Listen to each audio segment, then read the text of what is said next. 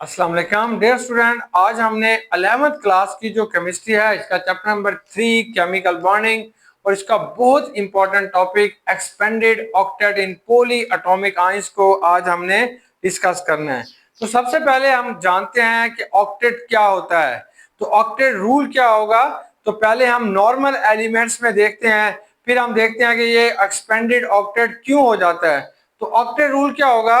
किसी भी एटम के लार्ज शेल में अंदर, यानी कि tendency of an atom, tendency कहते हैं ताकत को, टेंडेंसी ऑफ एन एटम, किसी भी एटम की वो टेंडेंसी टू अटेन, जिसमें वो बच्चों अटेन करता है मैक्सिमम 8 इलेक्ट्रॉन, ज्यादा से ज्यादा वो क्या करेगा, मैक्सिमम 8 इलेक्ट्रॉन, कि उसके 8 इलेक्ट्रॉन होते हैं इन देयर वैलेंस शेल, कि उनका जो लास्ट शेल होगा, उनका जो वैलेंस शेल होता है उसमें ज्यादा से ज्यादा 8 इलेक्ट्रॉन हों, तो that is known as a octet. और जिस एलिमेंट के लास्ट शेल के अंदर 8 इलेक्ट्रॉन होता है तो वो स्टेबल कहलाता है, वो स्टेबल हो जाता है।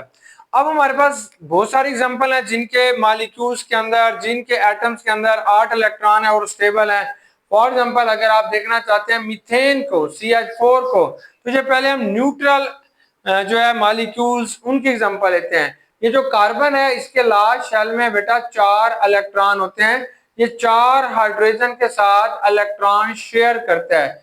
इस तरीके से ये जो कार्बन होगा इसके लास्ट शेल में 8 इलेक्ट्रॉन हो जाएंगे, तो इसके वैलेंस शेल ऑक्टेट रूल को फॉलो करेगा और बिकम ए स्टेबल। ये ऐसा क्यों करते हैं, ताकि ये स्टेबल हो जाएं। इस तरीके से ये कार्बन जो होगा ये अपने आप को बेटा स्टेबल कर लेगा।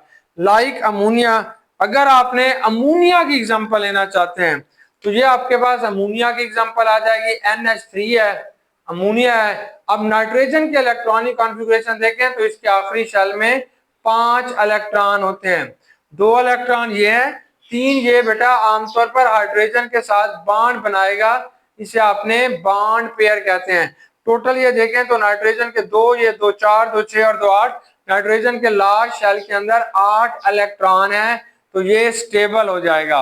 अब हम कहते हैं व्हाट इज एक्सपेंडेड ऑक्टेट। अगर किसी भी बेटा एलिमेंट के वैलेंस शेल के अंदर 8 इलेक्ट्रॉन से ज्यादा हो जाएं तो आप इसे एक्सपेंडेड ऑक्टेट कहते हैं।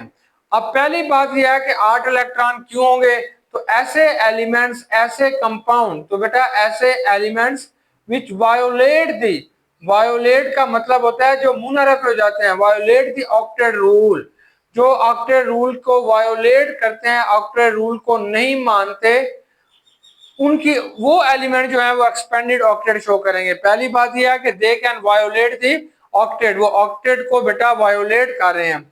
और इनके जो इलेक्ट्रॉन्स होते हैं वैलेंस शेल के अंदर मौजूद, वैलेंस इलेक्ट्रॉन्स, वैलेंस के शेल के अंदर, वैलेंस शेल इलेक्ट्रॉन्स आर, ये जो वैलेंस शेल के अंदर इलेक्ट्रॉन्स होते हैं आर इंटर, ये बेटा इंटर हो जाते हैं to a higher energy sub shell, ये हायर एनर्जी सब शेल के अंदर बेटा ये अपने आप को शिफ्ट कर लेते हैं, वहां पे चले जाते हैं, जिसकी वजह से इनके लास्ट शेल के अंदर ये जो ऑक्टेट होगा वो बेटा फैल जाएगा।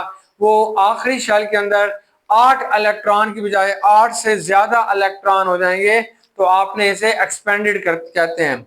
अब ये सवाल आता है कि कौन से ऐसे एलिमेंट है जो एक्सपेंडेड ऑक्टेट शो करेंगे। तो सबसे पहली बात जो आपने जहन में लेके आनी है कि वायोलेशन कौन करेगा, सेकंड पीरियड के एलिमेंट, जो सेकंड पीरियड के बेटा एलिमेंट होते हैं वो हमेशा ऑक्टेट रूल को फॉलो करते हैं। सेकंड पीरियड के, सेकंड पीरियड के एलिमेंट कौन से हैं, जैसे ये कार्बन है, ये नाइट्रोजन है, ये ऑक्सीजन है, ये फ्लोरीन है, they always follow the octet rule, ये हमेशा ऑक्टेट रूल को फॉलो करते हैं और अपने लास्ट शेल के अंदर हमेशा हमेशा 8 इलेक्ट्रॉन रखते हैं, 8 से ज्यादा नहीं करते। वायोलेट कौन करेंगे, तो आमतौर पर बच्चे जो थर्ड पीरियड के एलिमेंट होते हैं, तीसरे पीरियड के जो एलिमेंट होंगे या तीसरे के बाद वाले, तीसरे ग्रुप के जो एलिमेंट होते हैं वो, सॉरी, तीसरे पीरियड के जो एलिमेंट होते हैं या तीसरे के बाद वाले पीरियड के जो एलिमेंट होते हैं वो बच्चों आमतौर पर ऑक्टेट रूल को फॉलो नहीं करते और वो अपने लास्ट या वैलेंस शेल को एक्सपेंड कर देते हैं। वो तीसरे थर्ड पीरियड के अंदर कौन से एलिमेंट करेंगे, जो मर्जी ले लें आपने, इसके बाद आपने सल्फर ले लें, फास्फोरस ले लें, क्लोरीन ले लें, ये सारे के सारे जो हैं एक्सपेंडेड ऑक्टेट शो करेंगे। ऐसे चौथे और पांचवें वाले भी करेंगे, ब्रोमीन भी करेगा, आयोडीन भी करेगा। These all element can show the expanded octet. इनका ऑक्टेट जो होता है वो एक्सपेंड हो जाता है। अब क्वेश्चन आता है कि दूसरे पीरियड में ऐसी क्या प्रॉब्लम है कि वो अपने ऑक्टेट को एक्सपेंड नहीं करते, बड़े ताबेदार हैं, यानी कि वो ऑक्टेट रूल को फॉलो करते हैं।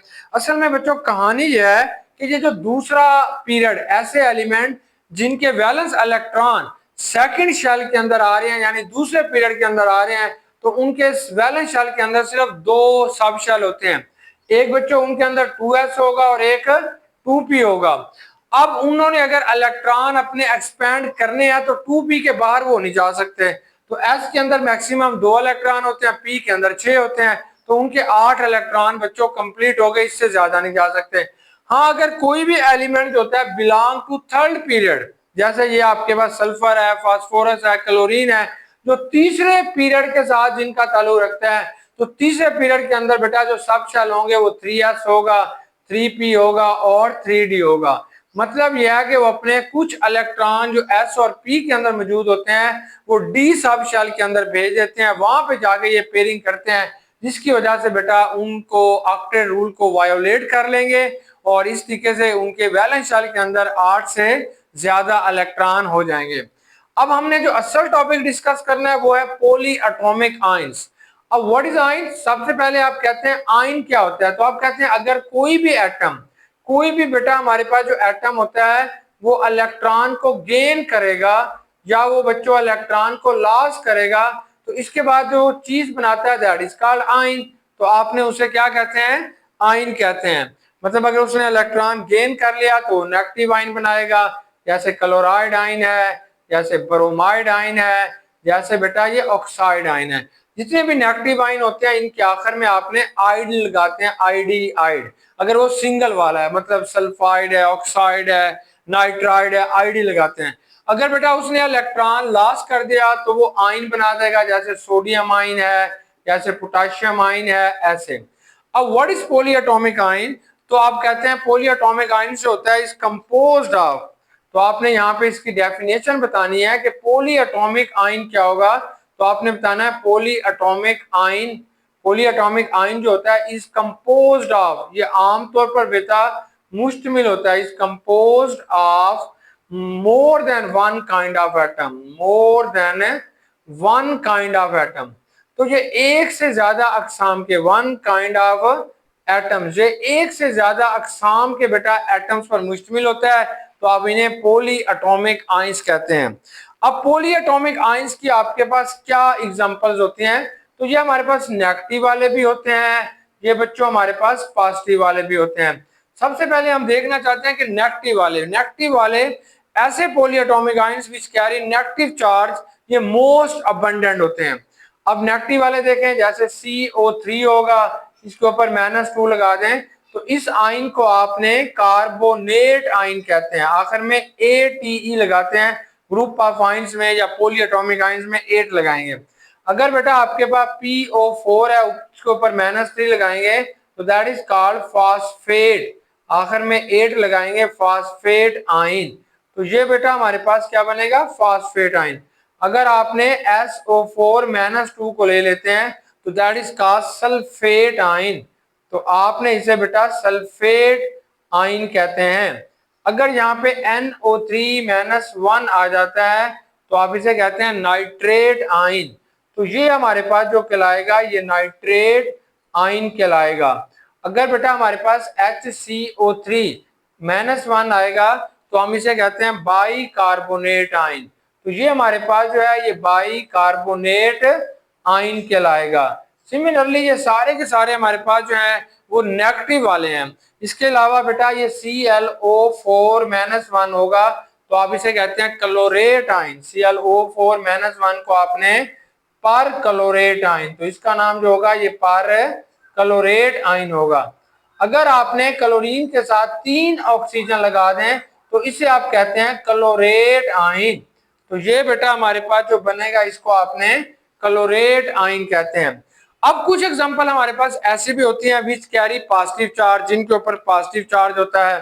फॉर एग्जांपल जैसे हमारी बुक के अंदर दी गई है अमोनियम आयन, NH4 पॉजिटिव 1, आप इसे कहते हैं अमोनियम आयन। तो इसका जो नाम होगा वो अमोनियम आयन है। अब ये जो अमोनियम आयन है it does not show expanded octet, ये एक्सपेंडेड ऑक्टेट शो नहीं करता। क्यों नहीं करता? बिकॉज क्योंकि नाइट्रोजन दूसरे पीरियड का एलिमेंट है, दूसरे पीरियड वाले कभी भी शो नहीं करेंगे। आप साफ दे सकते हैं यहाँ पे ये कार्बोनेट नहीं करेगा, ये नहीं करेगा, लेकिन फास्फेट है, सल्फेट है, ये बेटा आपके पास ये क्लोरेट आयन है, पर क्लोरेट आयन है, ये एक्सपेंडेड ऑक्टेट शो करते हैं। अगर एमसीक्यूज में आ जाए कि which one show expanded octet, तो आपने देखना है कि दूसरे पीरियड वाले एलिमेंट ये काम नहीं करते, तीसरे और चौथे वाले बेटा करेंगे, या इससे हायर पीरियड वाले। अब ये जो क्यों, इसको अगर आप अमोनिया को देखना चाहते हैं, अमोनियम आयन को, तो इसके आखिरी शेल में बेटा हमेशा 8 इलेक्ट्रॉन होते हैं। ये नाइट्रोजन है ये वाला। अब यहाँ पे इसके पास 2 लोन पेयर थे, ये अपने 2 लोन पेयर इस हाइड्रोजन आयन को दे देता है। इस तरीके से इनके दरमियान में कोऑर्डिनेट कोवलेंट बॉन्ड बन जाएगा। अगर आप इस नाइट्रोजन को देखें तो इसके लास्ट शेल में 8 इलेक्ट्रॉन है, 1-2 इलेक्ट्रॉन ये हैं, 2 ये हैं, 2 ये हैं, और ये 2 लोन पेयर हैं। तो टोटल बेटा इसके पास कितने होंगे? 8 इलेक्ट्रॉन होंगे। अब काम की बात ये आती है कि हाउ दे कैरी नेगेटिव और पॉजिटिव चार्ज, कि ये जो पोली एटॉमिक होते हैं हाउ दे कैरी, कैसे इनके ऊपर बेटा कैरी करते हैं नेगेटिव और पॉजिटिव चार्ज, कि इनके ऊपर किस तरीके से नेगेटिव चार्ज आ जाएगा और किस तरीके से पॉजिटिव चार्ज आ जाता है, क्यों आ जाता है। तो बेटा ये जो इनके ऊपर चार्ज होता है, सबसे पहले तो आप बताओगे कि ये जो भी इनके ऊपर आपको नजर आ रहा है माइनस और negative, that is known as a charge. इसको जो आपने नाम देना है ये चार्ज होता है। ये जो चार्ज होगा ये इनके ऊपर नेट चार्ज होता है, इसे आप नेट चार्ज भी कहते हैं, या बेटा that is also called formal charge, या इसका दूसरा नाम जो होता है वो फॉर्मल चार्ज होगा, यानी रस्मी किस्म का चार्ज जो इसके ऊपर आना चाहिए, ये फॉर्मल चार्ज है, रस्मी चार्ज है। अब बेटा ये फॉर्मल या नेट चार्ज क्या होगा? तो आप कहते हैं द इलेक्ट्रॉन, के ऐसे बेटा इलेक्ट्रॉन जो होते हैं, the electron which are present, तो बेटा ये ऐसे इलेक्ट्रॉन होते हैं। The formal charge is calculated by the number of electron in the valence shell, या इसको हम यूं भी कह सकते हैं the formal charge is calculated, sorry बच्चों ये फॉर्मल चार्ज इज कैलकुलेटेड। कैसे कैलकुलेट करोगे? By the number of electron, by the number of electrons, उन इलेक्ट्रॉन्स की तादाद से आपने कैलकुलेट करना है which are present, which are present, जो कि बेटा मौजूद होते हैं इन वैलेंस शेल, जो कि वैलेंस शेल के अंदर मौजूद होंगे after bond formation, after bond formation, bond बनने के बाद जितने इलेक्ट्रॉन जो होते हैं वो वैलेंस इलेक्ट्रॉन के अंदर मौजूद होंगे, वो रिस्पॉन्सिबल होते हैं नेट चार्ज का या फॉर्मल चार्ज का। अब आपने काम की बात चलनी है, ट्रिक सा आपने समझ लेना है कैसे होगा। बेटा हर एक एटम जो होता है, हर एक एटम, या इसे कॉमनली बच्चों आपने एलिमेंट कहते हैं, एलिमेंट, हर एलिमेंट जो होता है वो एक बॉन्ड बनाने की उसके अंदर ताकत होती है। हर एलिमेंट के अंदर एक खास किस्म के बॉन्ड बना सकता है। अगर कोई भी एलिमेंट जितने उसके स्पेसिफिक बॉन्ड हैं, फॉर एग्जांपल जैसे बेटा ऑक्सीजन है, ऑक्सीजन मैक्सिमम 2 बॉन्ड बना सकता है, 2 बॉन्ड, डबल बॉन्ड बना सकता है या 2 बॉन्ड बना सकता है।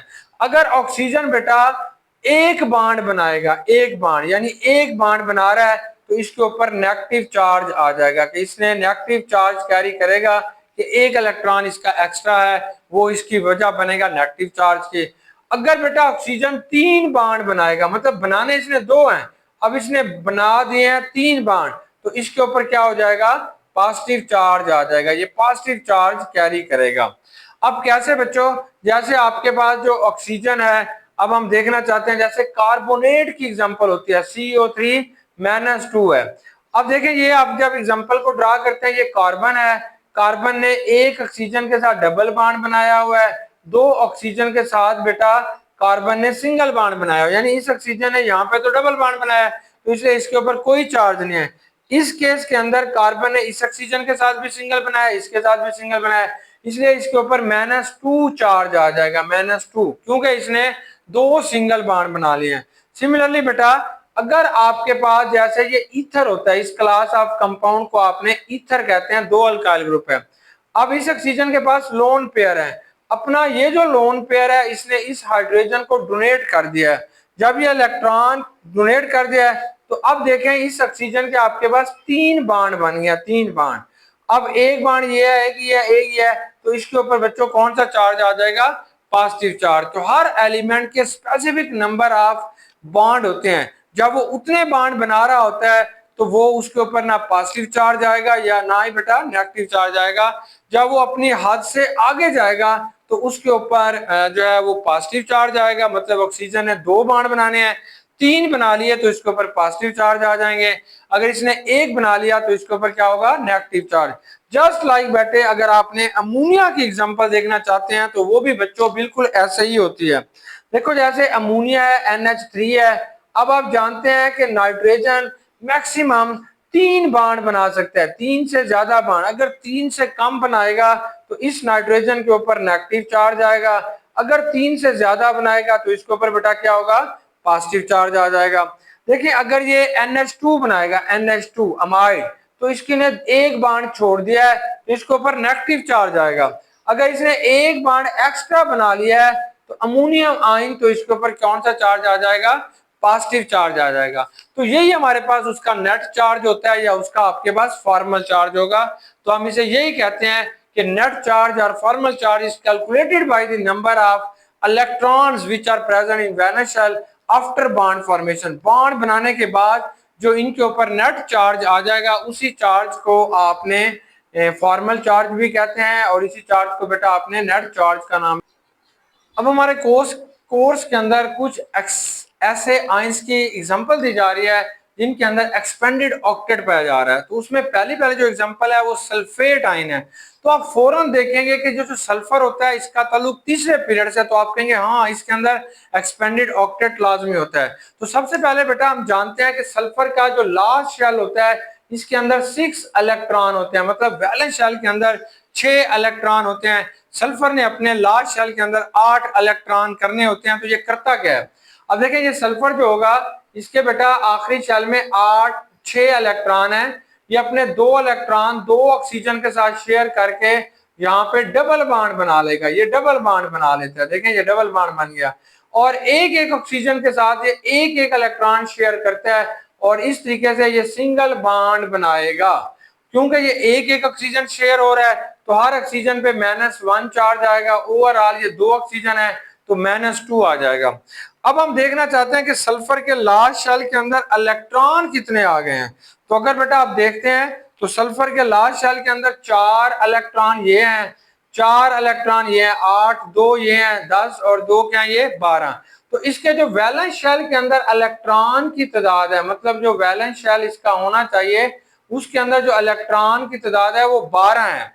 ऑक्टेट रूल के मुताबिक इसके अंदर अगर 8 इलेक्ट्रॉन होने चाहिए थे, 8 इलेक्ट्रॉन होने चाहिए थे, इसका मतलब है 4 इलेक्ट्रॉन इसके एक्स्ट्रा हो गए हैं।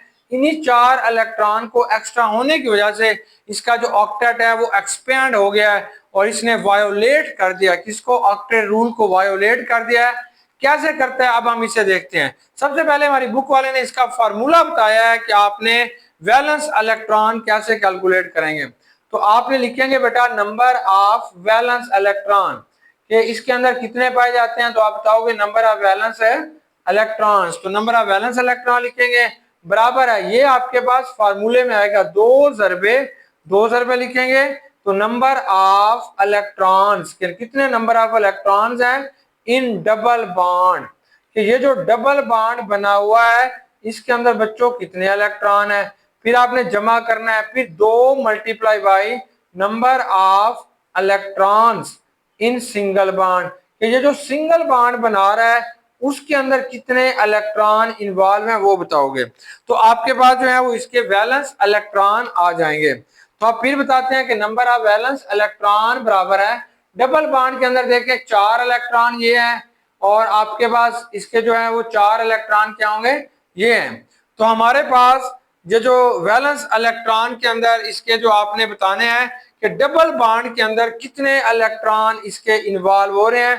तो इसके अगर टोटल करोगे चार चार हैं, लेकिन डबल बॉन्ड बनाने के इसके दो ये हैं, दो सल्फर के बेटा ये हैं। तो यहाँ पे आप लिखोगे 2 मल्टीप्लाई बाई 4। सल्फर के दो दो इलेक्ट्रॉन जो है वो डबल बॉन्ड बनाने में इन्वॉल्व हैं। तो आप लिखेंगे 2 × 4। फिर बेटा आप जमा करेंगे कि सल्फर के कितने इलेक्ट्रॉन जो है वो सिंगल बॉन्ड बनाने में इन्वॉल्व है। तो आप कहेंगे एक ये है एक ये है, तो जमा 2 × 2, ये भी 2 है, तो ये आ जाएगा 8 + 4, तो ये जवाब आएगा 12। तो इसका मतलब है कि इसके अंदर 4 इलेक्ट्रॉन जो होते हैं वो एक्स्ट्रा हैं, जो कि एक्सपेंडेड ऑक्टेट रूल को एक्सपेंडेड ऑक्टेट की बेटा वजह बन रही है। और इन्हीं 4 इलेक्ट्रॉन जो एक्स्ट्रा होने की वजह से ये जो इसका ऑक्टेट होता है वो एक्सपैंड हो जाता है। अब हम इसको देखते हैं क्यों। ये जो सल्फर है इसके पास बेटा 16 इलेक्ट्रॉन होंगे। अब इसकी हम इलेक्ट्रॉनिक कॉन्फ़िगरेशन बना लेते हैं। 1s में 2 होंगे, 2s में 2 होंगे, 2p में बेटा इसके 6 होंगे। ये इसका अंदर वाला शेल है। अब इसका थर्ड शेल 3s में 2 होंगे और 3p में भी बेटा 6 होंगे। 3d इसका एम्प्टी पड़ा हुआ है, ये इसका वैलेंस शेल है। इसको हम यूं बनाते हैं कि 3s में इसके 2 इलेक्ट्रॉन हैं और 3p में बेटा इसके 4 होते हैं। सॉरी, ये 4 होंगे, एक इधर एक इधर एक इधर, ये डबल हो जाएगा। और 3d बेटा इसका क्या होगा, 3d एम्प्टी होता है, खाली पड़ा हुआ है। अब क्या करता है ये जो सल्फर होगा, ये क्या करेगा, ये अपना एक इलेक्ट्रॉन जो होता है यहां से शिफ्ट इधर करेगा, ये डबल में से एक इलेक्ट्रॉन शिफ्ट इधर करेगा। ये क्यों एक्सपेंडेड ऑक्टेट शो कर रहा है, क्योंकि ये जो तीसरा शेल होता है उसके अंदर 3s भी होता है, 3p भी होता है और बेटा 3d भी होता है, इसलिए ये एक्सपेंड है। अब इसकी जो नया डायग्राम बन जाएगी, 3s में एक इलेक्ट्रॉन है, अब बेटा 3p में इसके एक एक एक हो जाएगा और 3d में इसके 2 चले जाएंगे, ये वाले 2। अब ये 2 इलेक्ट्रॉन जब इधर आ गए हैं, टोटल अनपेयर इलेक्ट्रॉन की तादाद 6 हो गई है। अब ये 2, इन 2 के साथ ये ऑक्सीजन के साथ डबल बॉन्ड बना लेगा, इन 2 के साथ भी एक ऑक्सीजन के साथ डबल बॉन्ड बनाएगा, इसके साथ ऑक्सीजन के साथ सिंगल और इसके साथ भी सिंगल। तो why it show expanded octet, because it's 1 electron from 3p subshell से 3d में आ जाएगा और एक इलेक्ट्रॉन जो होगा वो 3s से बेटा 3d के अंदर आ जाएगा। नेक्स्ट जो हमारी एग्जांपल दी जा रही है वो है ट्राई आयोडाइड आयन। ये जो ट्राई आयोडाइड आयन होता है, it also show expanded octet. अगर बेटा आप एक आयोडीन को देखते हैं तो इसमें आखिरी शेल में 7 इलेक्ट्रॉन होते हैं, दूसरी आयोडीन को देखें तो इसके आखिरी शेल में भी 7 इलेक्ट्रॉन होते हैं। अगर तीसरी आयोडीन को आप देखना चाहते हैं तो उसके आखिरी शेल में 8 इलेक्ट्रॉन होंगे।